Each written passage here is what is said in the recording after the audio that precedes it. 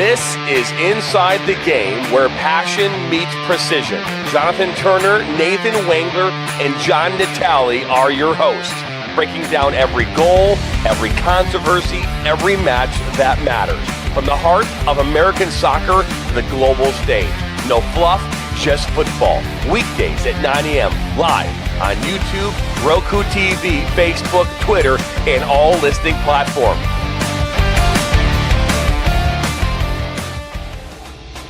Welcome to Inside the Game on the National Soccer Network. Now, here are your hosts, Jonathan Turner, Nathan Wengler, and John Natale.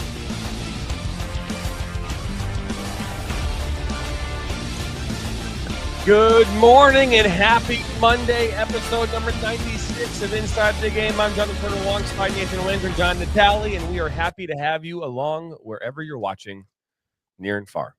It is Monday. It is a new month. It's a brand new month here in the great state of Michigan and around the country. We were busy bees this weekend, as we always seem to be. It's the first time, guys, that I've had to actually take a nap midday. Was yesterday. So we did our 17 games or so on Friday, and then we did 34 broadcasts on Saturday. I left here at 11 o'clock.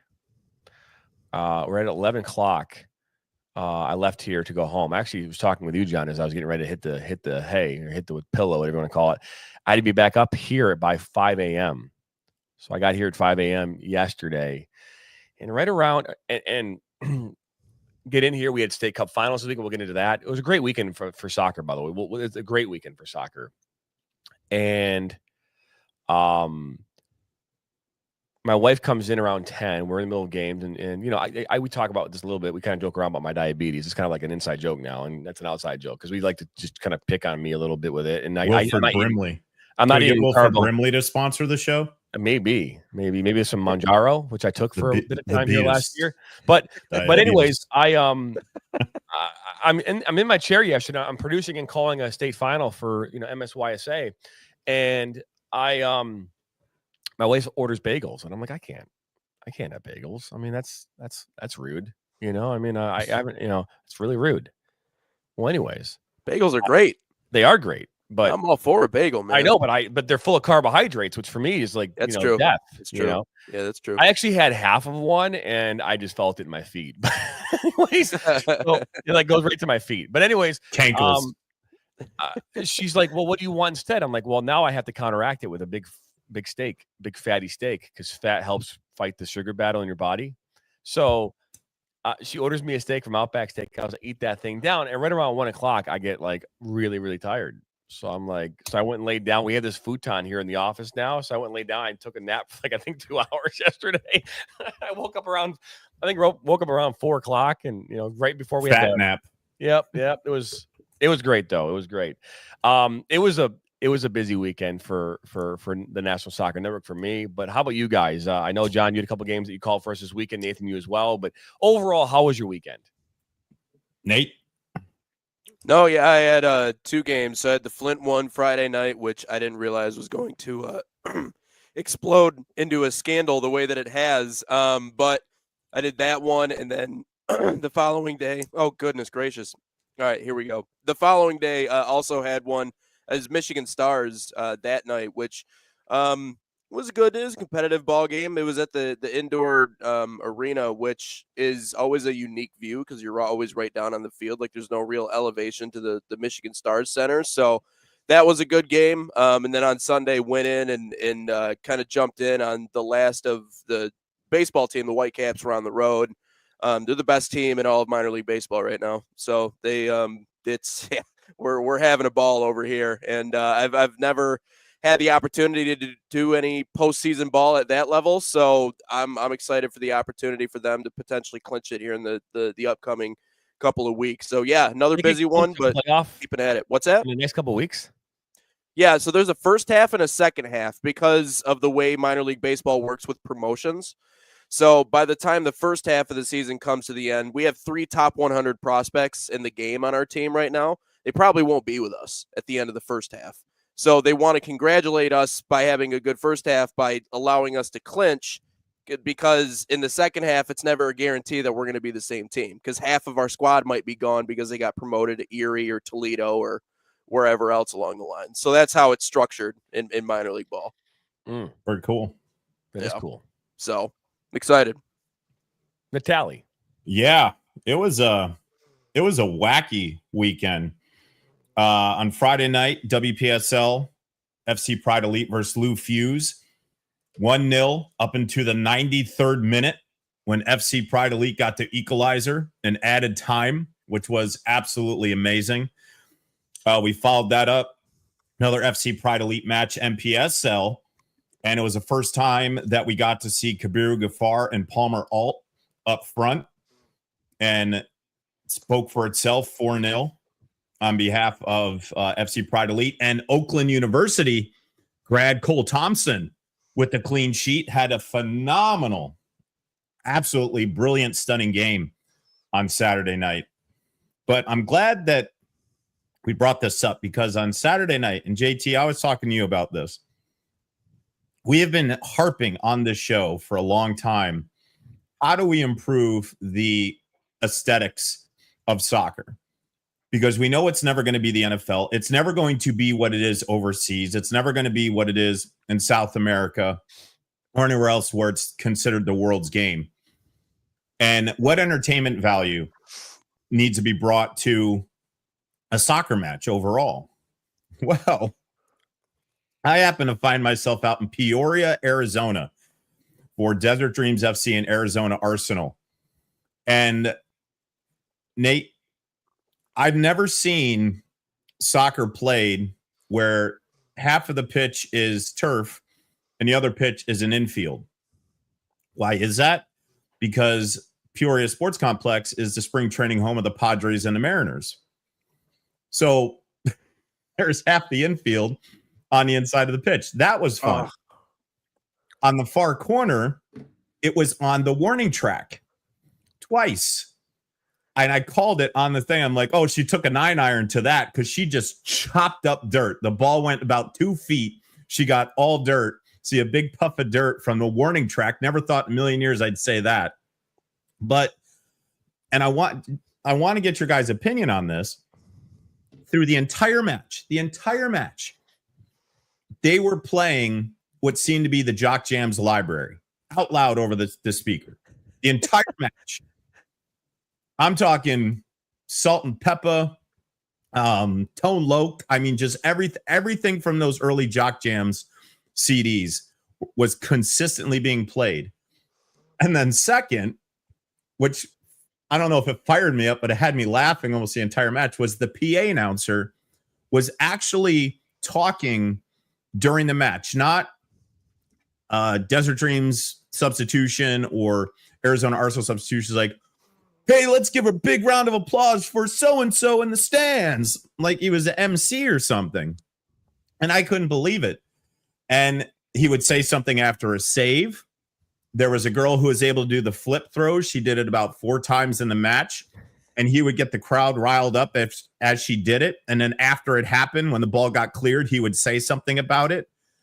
And I'm just like, what in the name of not soccer are we doing here? And then we followed that up with not being able to see any uniform numbers from Mankato United yesterday in a 1-1 draw. And a great match, though. It was a WPSL match of the week in the Northern Conference, the Land of the Lakes division for the WPSL between Minnesota Dutch Lions and Mankato United SC. So that was a good match. But, man, I was just taken aback about Peoria and Saturday night.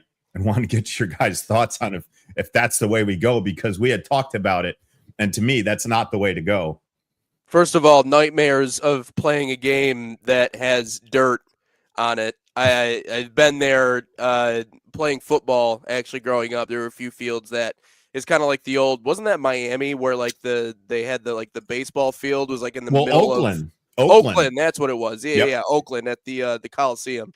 That big barn. I miss it though. But it kind of, reminds you of that. Like if you get dragged across dirt, not great, Captain. That is a bad feeling right there. So nightmares of that happening. First off. Second off, though, I love it. I love every little bit of it. I understand that's probably never going to happen at the highest levels. It's probably never going to happen in MLS or any of these other places. Of course, never say never, but you realize that to make it entertaining, I like the entertainment value. If it doesn't take away from the game itself directly, you don't have to play banana ball. You know what I mean? You don't have to be out there playing a completely separate game just to entertain a stadium full of people. But I think so long as the players and the coaches themselves don't care or don't mind or don't find it distracting, I think extra entertainment value stuff like that is great. I think it's awesome. And I think it's something that, I wouldn't say that I don't know if we're missing simply because I haven't seen soccer everywhere in the United States just yet. But if these leagues or these teams can find a way to differentiate themselves by sprinkling in little things like that, just to differentiate what their experience is watching them at that place compared to other places, I'm all for it. I'm all for more entertainment-based stuff to get the people going, as long as it doesn't take away from the game itself. If it distracts from the game itself and it becomes the show, and not as much the soccer on the pitch, then that's a little bit different. You know what I mean? Like I said, you don't have to be the Savannah Bananas, but something similar because from what you described, I would go watch that game personally. You know what I mean? If it was right down the road, I would up and watch that game if I had a free night. I would go there and watch it because that is cool. Front flips and people cheering, and we got an MC, and we got jock jams playing the whole time. I'm all for it, man. It feels like Space Jam, but on the pitch. It brought me back to 1992 so quick.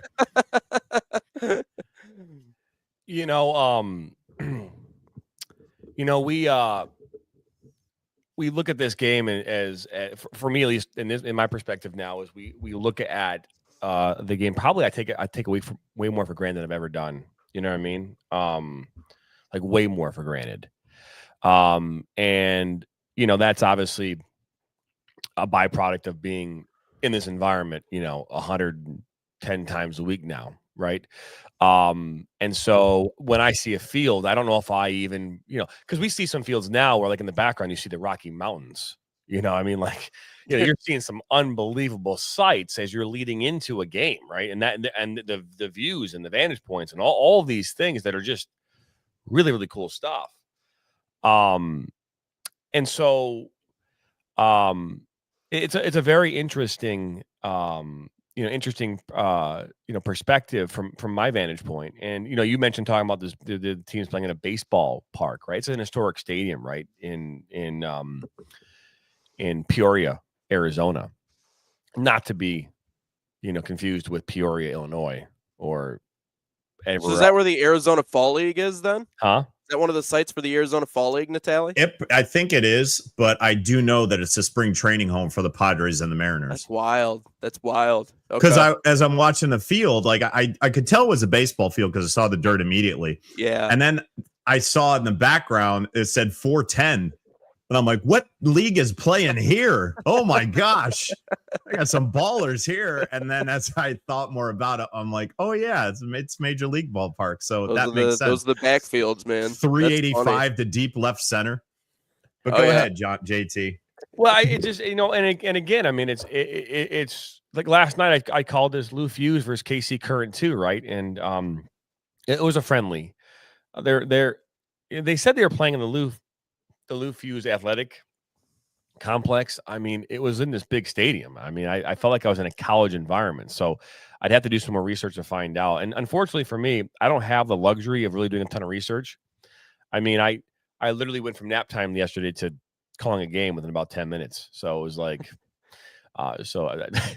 and then of course, having a hard time reading jersey numbers, which I do believe that we need to become a consulting firm for uniform companies to let them know that, hey, for broadcasting purposes, don't put a light green, lime green, number on the back of a white jersey that's so light and faint that you couldn't tell if there was a number or jersey. You didn't know what you're looking at. That's what you dealt with yesterday with Mankato. And I talked about the broadcast last Wednesday about that. It's like, geez, it's like, thank gosh, on Friday for my broadcast with them, they were wearing all black with green numbering. It was great. I could see every number clearly. It was fantastic. Meanwhile, John last night was struggling to find out who was who. We should actually have that as a segment in one of our broadcasts. Who's who? We should, the who's who, But anyways, it was a busy weekend and a record-breaking weekend for us. Once again, we talked about it last week. I'm going to put the numbers up from last week on the screen, and this is the graphic we put up. 64 matches, that was a new record. 65,000 views, that was a new record, right? We talked about that, last week. Well, here's our new records, which I posted this earlier this morning out on social media, but I'm putting it on our screen now. I want to talk about this, right? So here it is. So analytic-wise, all right, look at what we did this weekend. We had 108 broadcasts. Brand new record, right? Previous one was 64. Our previous record for single views in a week, total views was 64 or 65,000 last week, 111,000 this week. Impressions. We had 546,000 impressions on YouTube alone this week. And we gained 715 new subscribers over the last 7 days. Right. So, I mean, the growth is unbelievable. Our Roku channel had 59,000 views last week. Right. 59,000 views. We did 4,000 views just yesterday. The traffic on everywhere is at obviously all-time highs. And I told you now the reality is will we continue to kind of have these records, right? Because you're getting now where you're kind of peaking. Are we going to continue to see the 111,000 in a week? I would say the views will probably continue to go up, but what I think will probably end up happening, the broadcast will start to taper off. How many broadcasts we're doing? We're at 108 this week. Will I see 120 this week? Yeah, possibly. Will we go and maybe even do 130? Is that possible? But the views, I think, will continue to go. The subscribers will continue to go up. I'm just curious how we'll do broadcast wise and when that will start to kind of have that trickle down effect, because the season, these seasons are very quick, right? Very quick seasons. But a very, very good week. Just before the show started, I got a phone call. Well, I got a text. And we're going to dive into this, and I'm not going to get, too into the weeds with this, but I do want to talk about it on some level. We do a lot of games, and a lot of times we have people who are reaching out to us, right, guys? They're reaching out and they're like, hey, can I get that highlight clip? Hey, do you have a clip of that? Do you have this? We get it all the time. There's a moment. Matter of fact, I had a coach say, there was a moment this weekend where something happened in a goal situation. And take a look at it, John. You take a look at it from your experience. Tell me what you think. It happens a lot. And it's not uncommon, but last week I got a text message from a coach and he was like, can you send me the link from this game you guys did? And I said, sure. So I sent the link, and then he kept hounding me about it. I'm like, I already sent it to you, old man, find it, I mean, like click on the damn thing. And, and this, he's been a friend of mine for almost 30 years. I'm like, come on, man, go find it. It's right there, dude. Just click on it on your phone. Just touch it on your phone. And he couldn't find the damn link. So I just sent it to him again this morning. I called him and be like, bro, all right, old guy, like let's go. You called the old guy bro, like bro, right, bro. And he's like, John, I can't do it. I'm like, dude, just tap your finger, right? He did. He got it. He's like, okay, cool. And he started talking. I said, John, the reason why I was asking you is because we think this player who played in this game is a high school player who's currently playing in the high school state playoffs. And if she played in that game, she would be an ineligible player. And so I was like, oh. And I asked what the player's name was. And I'm not going to get into the details about all that here. And so, but this happens a lot where we have these kind of conversations where we're being kind of, and I would say inundated, but we get we get it. I mean, we get these comments and these things, and then and the other part of it too, what else we get parents who complain to us about the mispronunciations of names. You know what I mean? And on Saturday, I did the first two games with Dan, and then for the State Cup Finals, and then the last two Dan did on his own. He called in total on Saturday 5 games. He called in total yesterday 3. So he went 8 games this weekend. And Dan's not a young spring chicken, right? Dan, if you know Dan is great dude. He works extremely hard for us, but he doing 8 games is a lot, and so we're doing game 3 or game 4 on Saturday. The state gives us these packets. They're, each team has a chance to fill out a questionnaire about their team, and some are really thorough, and some are like, we had, I kid you not, one coach, when they asked who your starting lineup is, the coach put in the comments saying, we don't share that until right before game time. Like this U14 boys coach, we don't share that right before game time. And then any standout players, we all think they're special. That was his answer. Okay. So, and then you've got teams who send us like actual books. Like it's a full on book. It's like freaking 3 pages long for each comment. And you're like, and in the middle of a broadcast, it's all it's not like it's been organized in a way in which we can read it and comprehend it. You're trying to read it in real time because these games are back to back to back to back. And there's nothing about the state finals where they're like, okay, guys, I know you're on TV, but we're going to go ahead and take our time here, putting the games up. No, we're going to just, who cares what the TV's doing? We'll just go. It's like, and it's so, is it possible that we would in that moment say a player's name wrong or get it wrong? Absolutely. Absolutely. Right. And I got an email from mom saying how special this day was and how we ruined her sons. Like he was getting, I'm just trying to envision this for a second. He was getting phone calls and emails from friends and family saying, why are they saying your name wrong? Like, I'm just envisioning this happening. And, because all these kids, they care about that. But anyways, that's what she was explaining to us. And yeah, you feel for the kid because we got it wrong. You do. I mean, we want to get the name right. We do. We want to get it right. But, what the excuse for me would be is what solves the problem? How do I solve the problem? Because she's like, we gave you all the information, and this team did fill out a book, guys. They filled out a book. And, of all our commentators, of all of them, I would say the one who is least prepared to handle the ingest of 7 games in a weekend, 8 games in a weekend, is probably Dan Stickrat. And that's not meant to be a negative to Dan, because I love Dan. But Dan just isn't, he's just not like, you know what I mean? He didn't go to this was not like his first thing. You know what I mean? He's sitting in that chair to do something he loves to do. And he does a ton of prep for these games, especially when there's only one game, just like everybody else does. But when I throw you 4 in a row, you're going to say something wrong. You know what I mean? Mm-hmm. You're going to get something wrong. I can call 5 or 6 games. I still get it wrong. But what I do is I tend to forcefully force myself to apologize on the air. like my bad, oops, my apologies. I said the player's name wrong, so it's just, I'm curious your thoughts on that this morning, is, the nuances of what we do.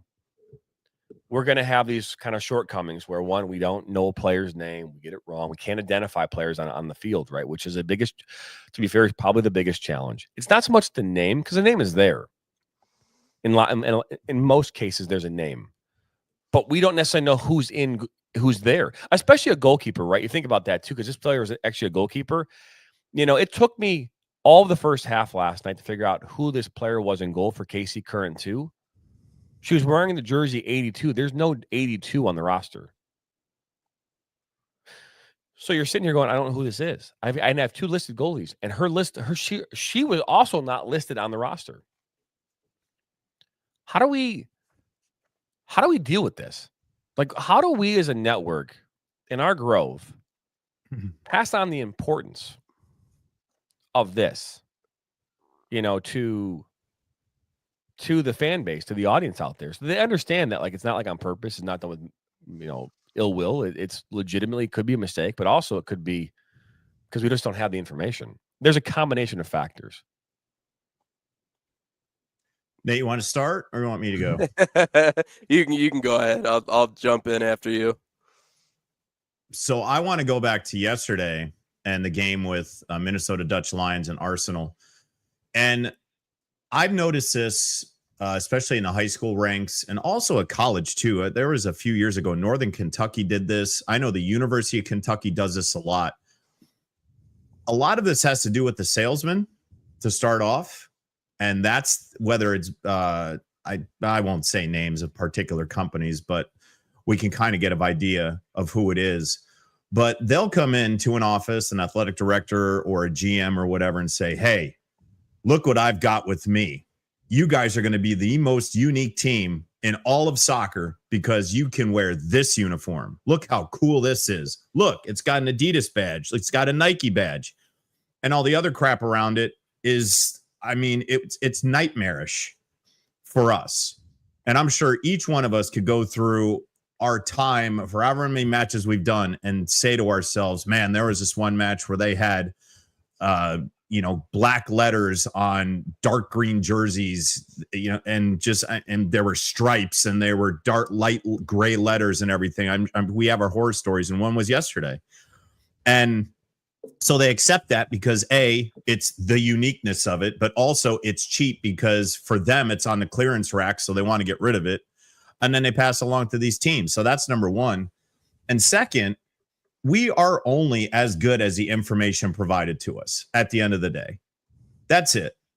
And I feel, even though it's tough, that when we get a match and we're assigned to a match and whatnot, that we just have to do as much due diligence on our behalf to reach out, to get paper trails to show we tried. I sent 3 emails. I saw a phone number. I went to their Facebook page. I went to their Instagram page. I tried anything and every means possible to try to connect to somebody, to try to get their roster, talk to someone about pronunciations, et cetera, et cetera.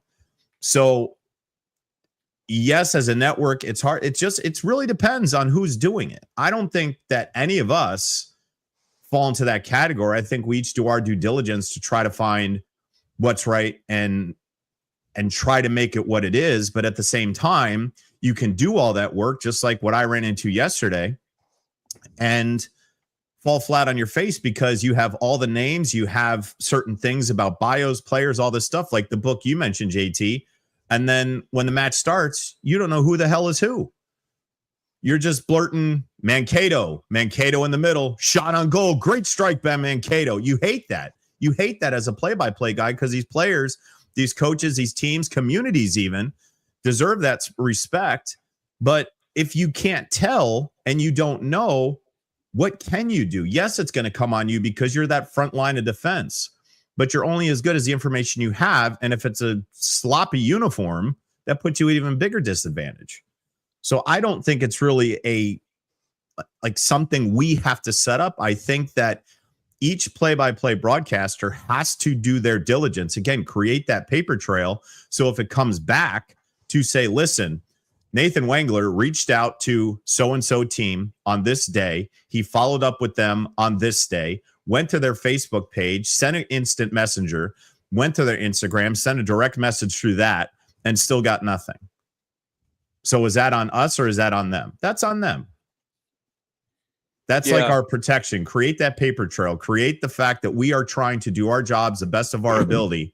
And if we don't have that information, it makes us look bad personally, because the graphics could be great. The feed could be great. The match could be great.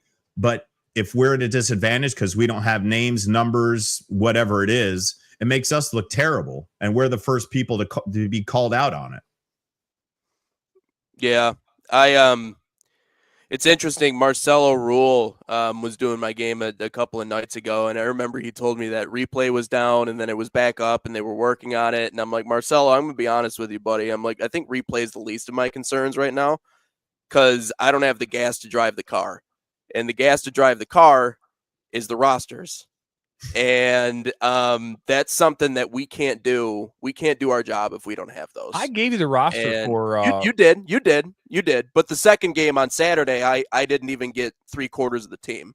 Oh. The picture that the coach sent and the handwriting for the players that were on there was such chicken scratch nonsense that I couldn't even read who was there. So to that point, it does happen to that point, but the issue is that when it happens consistently, that's when it becomes a problem.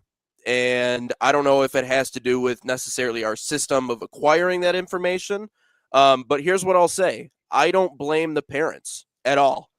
And Noah Drury actually came to me and talked to me about that. And, he was upset because he's like, well, I would like them to do my job and see how easy it is. But I'm like, whoa, this isn't one of those situations where, you had everything in front of you and then you pronounce it wrong. And then the parent feels the need to really rip into you. This was a situation where, it was probably a special moment for her son. It was probably a special moment for them. And for us, to just pass off, well, we just pronounced it wrong. Oh, well, it happens. I think is a pretty amateur thing to do. And I think we're striving for something that is more than amateurism at the National Soccer Network, at least me personally.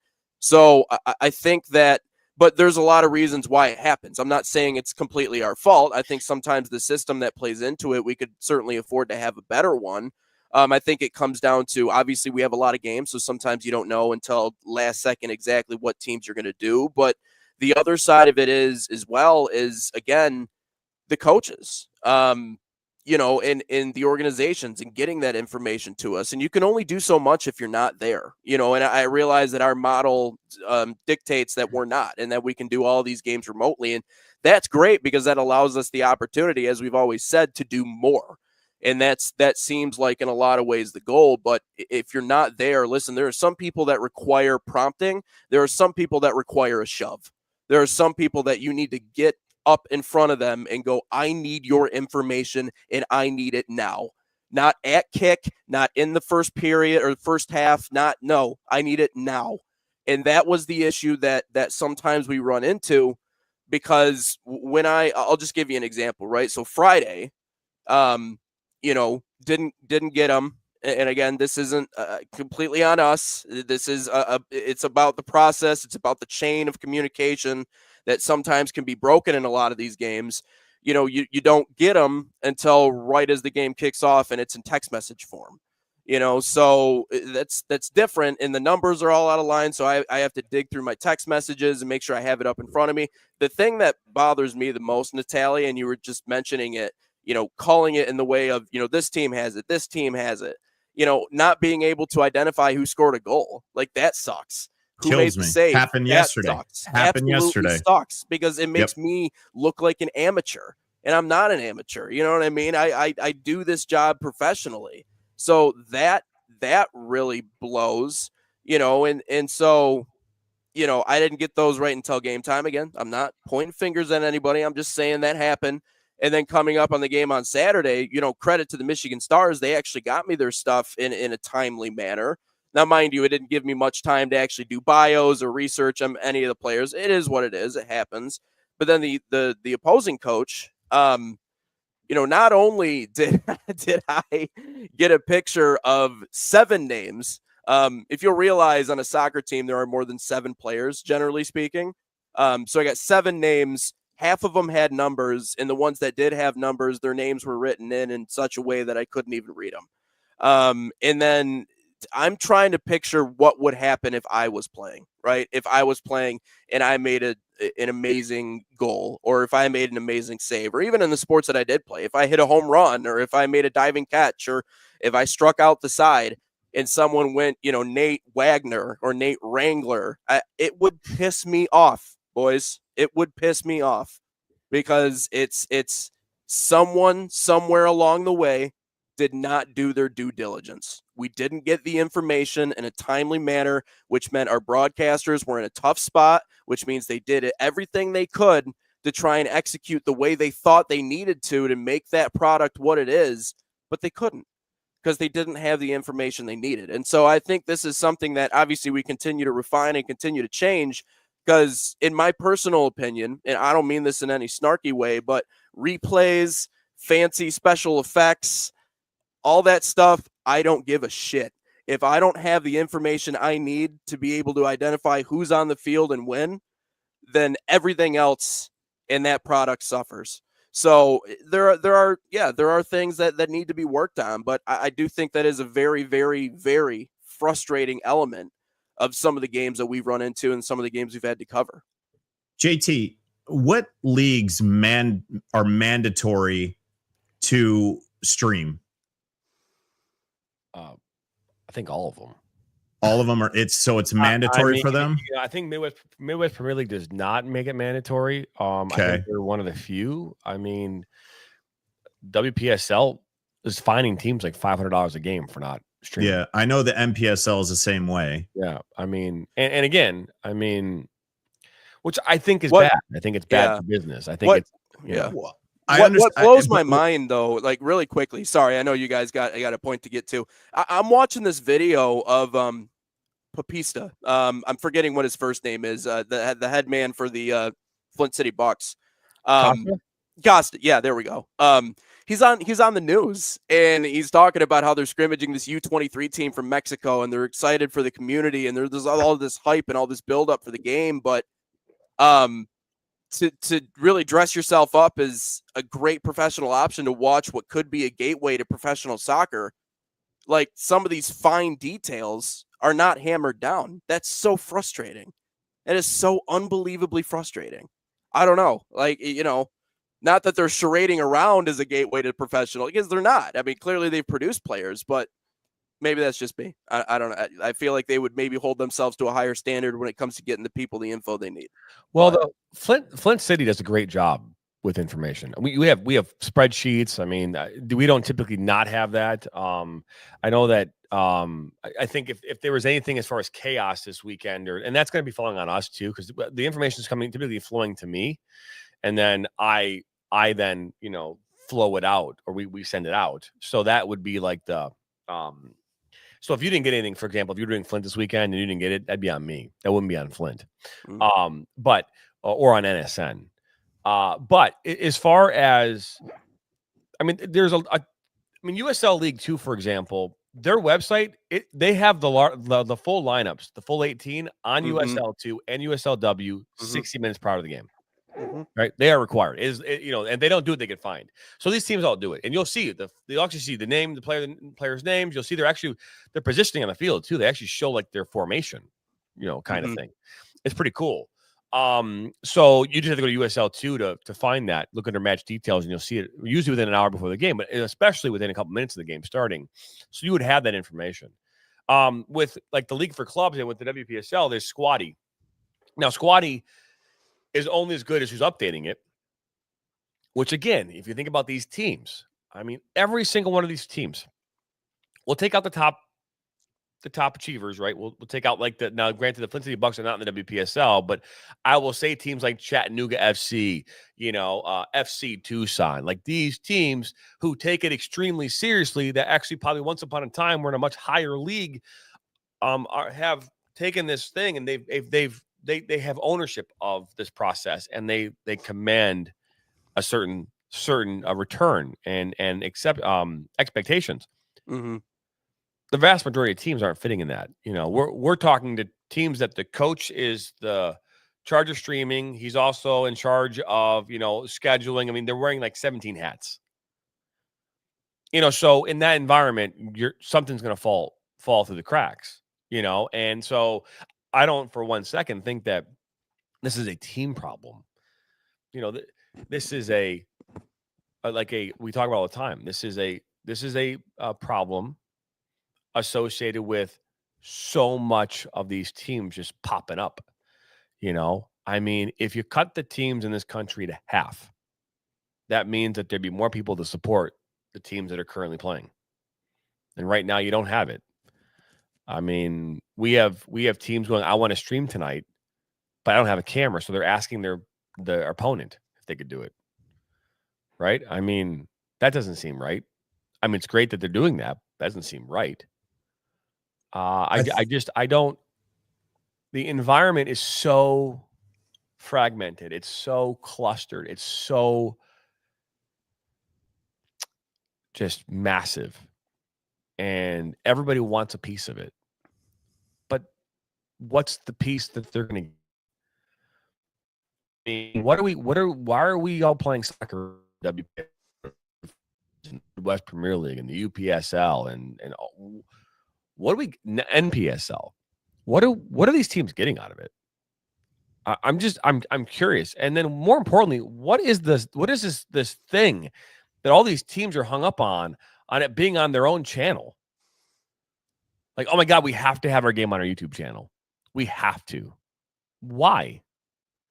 Why? And if it's to make a home for something, put on your website. At least they're going to go there to buy tickets. But why YouTube? I'm trying to figure out why their YouTube channel is so important. I mean, every day I go, well, we'll put on our YouTube channel. You have 15 subscribers. Because they can make money off of it. Or at least There's that's no what money they're to be told. made on YouTube, guys. I've been doing this for 3 years. Don't yell at me. I'm just a carrier pigeon here. We had Carrier pigeon, that's a good 130,000 one. views last week. I'm gonna put this. We had 130,000 views last week as a company on YouTube. We made $500. So that's what we did as a company. So do you think that team whatever from Arizona who's got 10 subscribers ain't going to get you there? You need 1,000 subscribers and 4,000 watch hours just to get into the program. And then from there, you get paid per views. But okay, so the average team is going to see between 150 to 400 views. That's worth about $1. Okay, we'll put it on your channel. You're still yelling at me. I didn't do it. Damn it, Natalie. I mean, Come I'm on. sorry that my YouTube Come platform and the thing I created is We're all stuck on. failing everybody. I apologize for my payment structure. I'm not yelling at Jesus. you. Come on. It's just I don't. Oh my God, it's got to be on my channel. Oh my God, it's got to be on my channel. Well, I don't see. Matter. I want JT. I want to go back to a point you made about that the team. I think the teams do care, and last night. Hold on. You said you care? I'm saying that there's people within organizations that care. Oh, like that want to. Last night, for instance, I know you were talking to Rustin Ludke of Mankato United, and Rustin's a GM of the team. And talk about caring is that he was texting me throughout the game. We set up a communication because I told him, I'm like, I cannot see those uniform numbers. So he texts me the goals, he texts me the assists, and even from the other team too, he was helping me out. So there is that thing there. But the reason I bring up the point about who needs to stream, I saw this list. It was either the WPSL list or the MPL list. It was in the office of FC Pride Elite. And it's all the things that they have to provide at least 24 hours for a day of the match, right? Why can we not get on the horn, especially with the WPSL, since you have the entire league? Why can we just not make that a requirement to say you need to have a roster with pronunciations, numerical order, and you have to turn that in for the streaming purpose? Yeah. Why can we not put that concession in there? If they need to stream it and they want to do it right to eliminate headaches and everything like that, they have to turn in a starting lineup and everything like 45 minutes before a match. Mm-hmm. We're preparing this an hour and a half, an hour before. We need to have our notes. We need to be able to do bios and backgrounds and everything with these players. Yep. I think we should talk to the WPSL personally. You have that relationship and say, we need to have a structured lineup, not ID numbers that does nothing for us. 00435 Beth Smith, that does nothing for us. To have these rosters in place with pronunciations. If they think their name's going to be said wrong, then Dosh Garnett, put it in a little space next to it and have it highlighted of how it's pronounced. Yeah, we got to set the tone. There's no reason that we cannot bring that to the table. If they have all these needs and wants and all that big bing bang and fodder, then that's one extra thing that they can take 5 minutes to make sure that their team gets the respect and the rights that they deserve from us personally. You got to set the tone. Yeah, got to set the tone. I don't disagree with you. And I for someone that's been doing this for 3 years and 7 million games later, I can tell you with all of my hearts of hearts and with all of the fibers of my being, it will never happen. Well, maybe it's the wrong people talking. Let me do it. No, I'll fire it up. This isn't even about. It's not about me and you or Nate. It's not about us. These teams don't have the ability to do it. In most cases, they don't know who's showing up for the 5 o'clock kickoff. They're getting phone calls that Susie May is heading off to spring break with her girlfriends and didn't tell coach. They don't know. A lot of cases, they don't have uniform numbers yet because they assign them at the game. But see, they have the ability to sign them beforehand. I've seen that process. Who's that? Anybody who's in charge, like why? If you you have to turn these in 24 hours in advance, right? For the WPSL. Who's they? Like the teams, they have to turn their rosters in to the WPSL. It doesn't happen consistently. I can tell you that right now. It doesn't happen consistently at all. They're constantly re-registering players every single day. It doesn't matter. That's true. That's true. But if you have 20 players, right, and you have to send that in. Yes, I understand. I dealt that a lot in the APSL with Real Central New Jersey. A lot. Ira would have his 20, and then 10 minutes before, so-and-so didn't show up, so-and-so didn't show up, so-and-so is here, but they're not here. They're starting. They're not. That's fine. We can make roster adjustments. That's fine. But if you have to turn in 20, once you turn in that 20, that's your 20. If someone doesn't show up, they don't show up. Am I not wrong? Am I right on that? Like, you can't just have Joe Blow come in after you send in your 20 to walk on and say, oh, I'm going to fill that 20th hole, but the roster wasn't turned in. I don't know the specifics to it, but I'm telling you from experience of doing this 3,000 times that it will never happen. There's nothing we can do. There's not. Well, I don't believe in never. So if I got to do it, I'll do it. No, and the other it's not about us. This has nothing to do with us. I know that. But someone, like Nate said, someone's got to light a fire under their ass in order for them to do it. If they don't hear it consistently, it's like, and I hate because we don't do it here, but in politics, if people say the same thing over and over and over again, people will eventually follow. Whether it's true or not, they will follow what is said consistently. If we consistently send the message, listen, we got to do this. We didn't do it this week. We got to do this. We missed the boat this week. We got to do it. Mm-hmm. It'll eventually hit home. Eventually. It may take some time, but you got to light the fuse first. Yeah. I mean, we have great relations. Like Flint City Bucks, I get it an hour before the game. Not before that, an hour. The league requires 90 minutes prior to kick. They announce they have there's a 90-minute rule, and then there's an hour rule, right? So we're going to get it at an hour. Again, I don't know what goes behind the scenes. Every single one of the teams that we do games for have received 13,000 emails and 27,000 texts and 15,000, whatever else we do. And we get what we get. And there's no way, I mean, and again, unless I have a team of people who are dialing 100 times a day to these teams to send them a reminder, we're at a place where we're at this impasse. We have made it as easy as possible. We have spreadsheets these teams fill out for us, where they put their rosters in there. We have access to Squatty. That's completely not up to date and out of whack. So there are so many, and then again, because at the end of the day, from our perspective, from us, this is important to us. And while streaming might be important to the teams, it is not important. It is not important, or on that level of importance. It's like down here somewhere. But it is to us. That's what we do. But we have to take responsibility for the buyer. If they're buying into us, and that's our responsibility to get those things, then we have to proactively go and get it. Regardless if it hasn't happened or it doesn't happen a lot, that's our responsibility. Yeah. And if it's just like, well, they're not going to give it to us, then we're giving up. We're showing that we don't give a shit. And I don't want to do that. I'm not coming from the mindset, John, that like we aren't trying. We are proactively trying. But that's what I understand. That's what I'm saying. Like, yes, they don't want to do this, but guess what? You have a partner in us, and our job, even though it is in nowhere in your job description, does it say you have to supply your 20 or your 22 to the National Soccer Network? Well, God damn it, make it that way.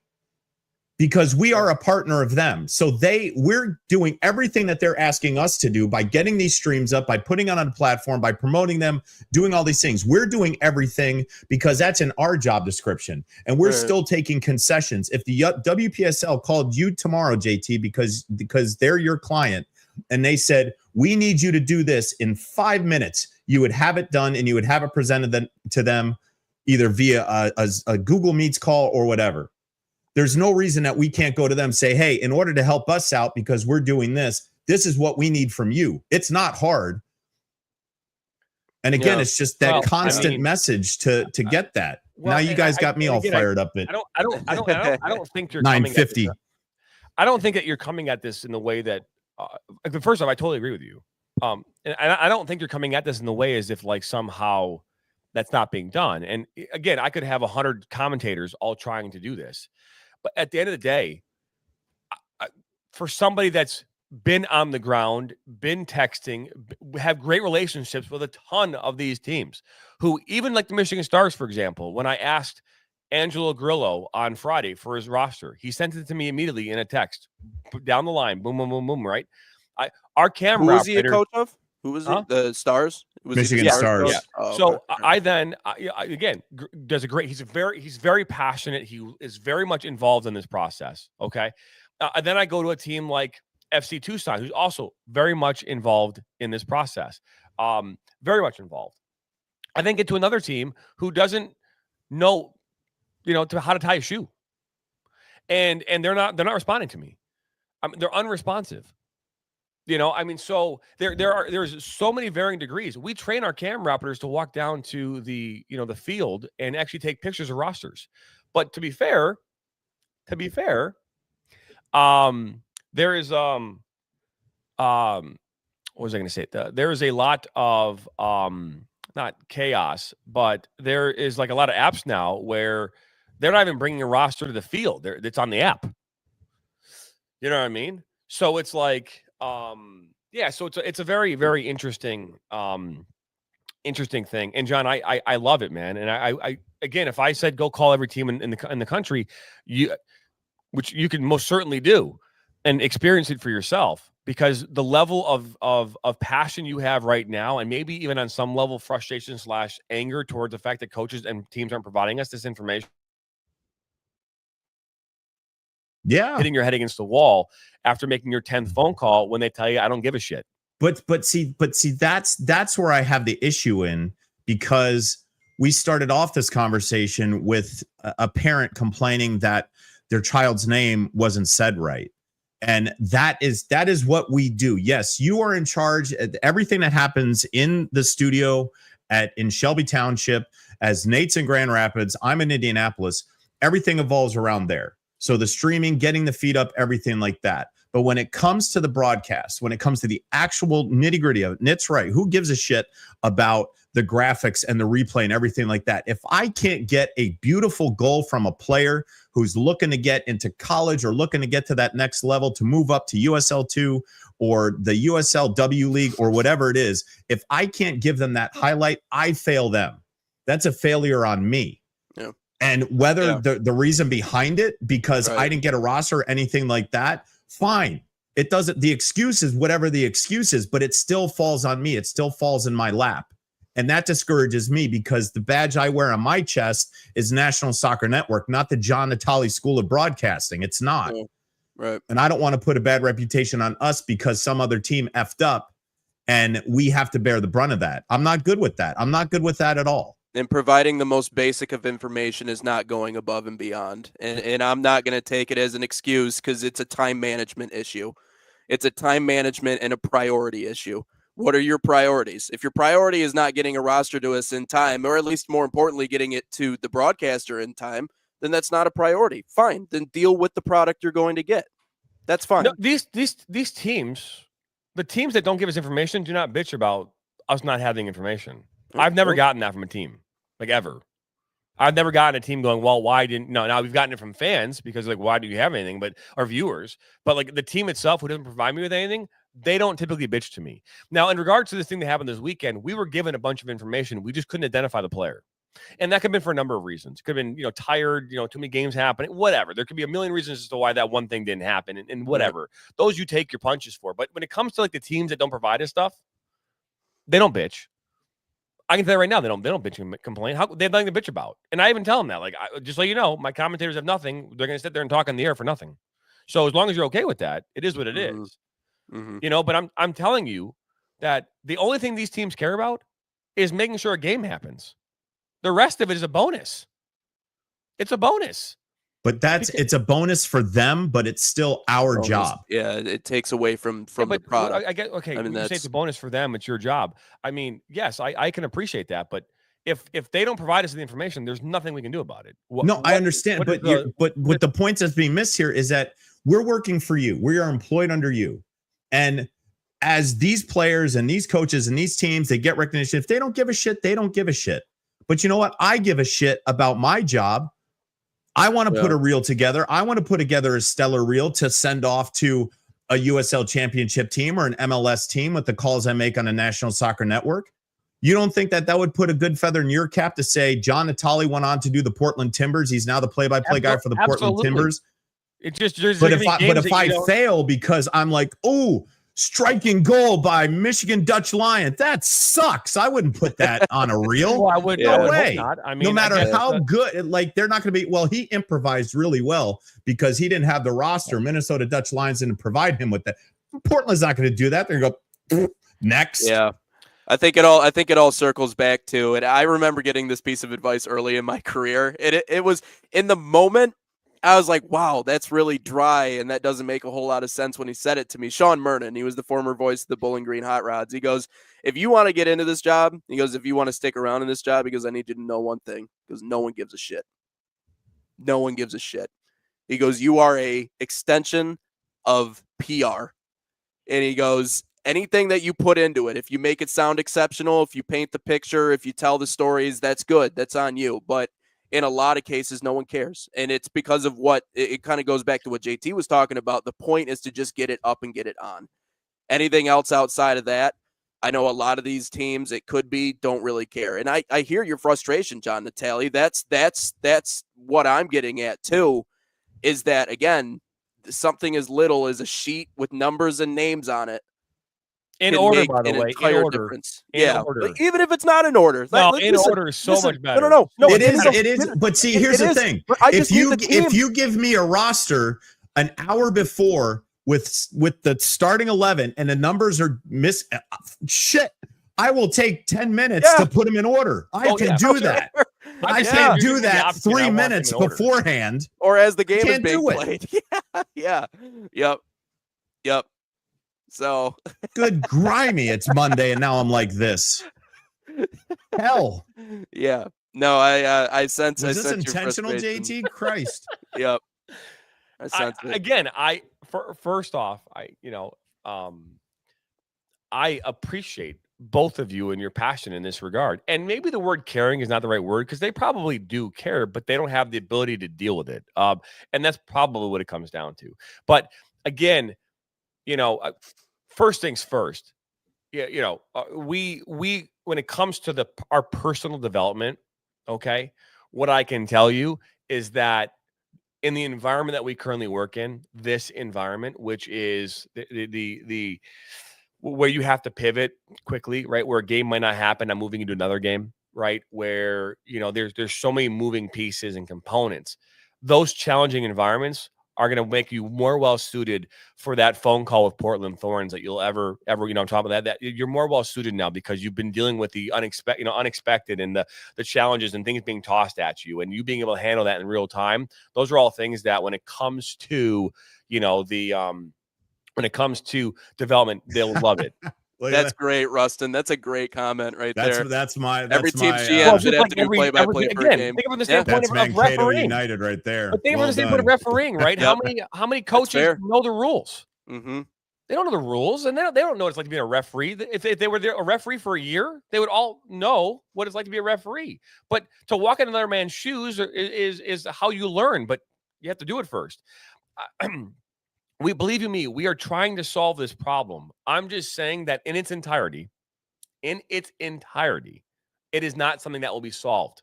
Now, we can put all of our efforts into it, and we will. We're doing that on a regular basis. And yes, our commentators, including you, John, and Nathan, and everybody else on this, try to do the research to get information. And it is something that you all take to heart, and you should. And reaching out to teams and saying, hey, where's your roster at, right? Those are all components of a really good commentator, on-air talent. But it's just unfortunate that it's not something that will be solved in its entirety because these teams don't have the bandwidth. You know what I mean? They just don't have the bandwidth. And that's what it comes down to. And we'll do everything we can in our power to solve this problem because at least to minimize the pain associated with it, because it even last night, KC Current too, their team is in the NWSL. They're in the NWSL. They're top team. They have a whole media department. They have a whole bunch of money at their disposal, and they didn't have a player on their roster. This is the top of the top. Yeah, and that's exactly they didn't put her on the roster. She's starting in goal. You have no idea who she is for the first 40 minutes of the game. I had to ask somebody in the comments. I go, hey, does anyone know who this goalie is? And someone said, yes, that's Mallory Lund. Had I not asked that question, I never would have known. Well, that's what Rustin did for me. On that first goal that they scored, I had no idea. Yeah, I texted Rustin, and he gave me the information, and then I passed it off to Ava, and I think she was able to hopefully tell you. No, it was Rustin directly, because he gave me his cell phone number, a GM who was openly say, if anything happens during the match or you need anything, text me. And I saw that goal, and I'm like, crap, I need to know. So in the middle of the match, I'm trying to look, but it didn't matter anyway, because I couldn't tell who the hell was on the field, so I could look down.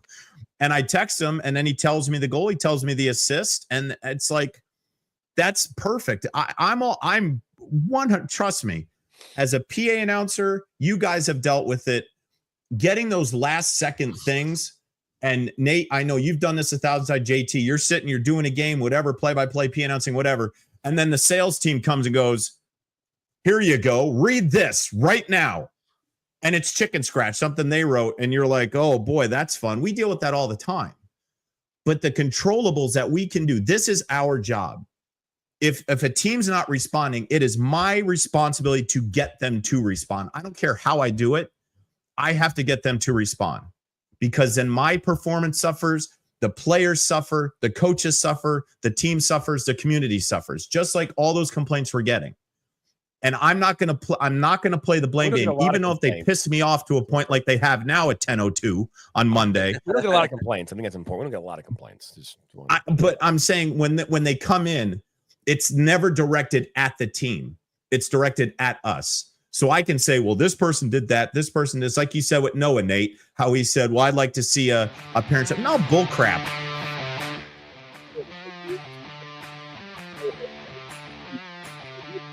If you have enough time to set up a stream, you have enough time to send us your roster as well. Yeah. Take an extra 5 minutes. Yep, I agree. And that's it, because now I'm pissed. Now I have to enter the world. So thank you, everybody. Monday morning mess brought to you by the National Soccer Monday madness. Monday mayhem. Yeah, madness, mayhem, whatever you want to call it. Episode number 96 in the books. In the books here on this Monday morning. I want to thank you for stopping by and being a part of Inside the Game. We'll be back at it tomorrow morning. Same time, same place. Episode number 97 coming your way. We're just 4 episodes away. Friday. Anyways, that'll do it. We'll see you tomorrow. Same time, same place right here on Inside the Game.